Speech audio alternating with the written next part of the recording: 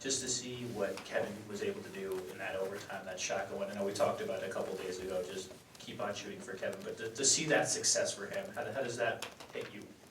Yeah, I mean, it was big for me just because, I mean, just the work that he puts in, like I said, last game. But, I mean, I shot with him this morning, and I knew that he'd do something tonight, and he did that. And as a team, we all have faith in him, and I feel like the sky's the limit for him, shooting-wise here.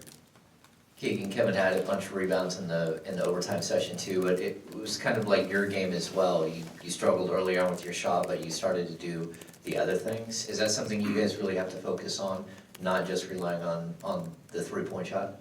Yeah, I mean, as a player, when you see shots go in, to get yourself going, especially for me, I just try to do the little things, make the extra pass, get an offensive rebound, and maybe that'll spark something. So when I was doing that, I still felt good, and I knew eventually they'd fall, and I'm glad that they did.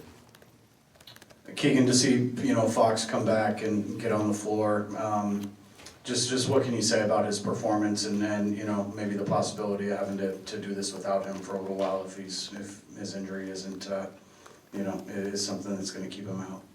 Yeah, I mean, he's a special player. Just being able to work with him, he's a special player, and for him to give it a go in overtime, it was really cool to see. I think he hit a shot or something like that, but I mean, obviously if he's out, it's going to be a big hole to fill, and just as a group collectively, we're just going to have to play together and just replace that. How bad do you want that shot to go down?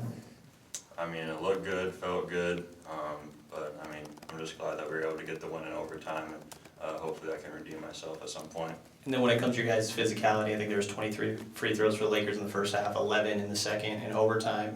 What do you feel like were the adjustments there, and how do you feel like you guys did in that aspect?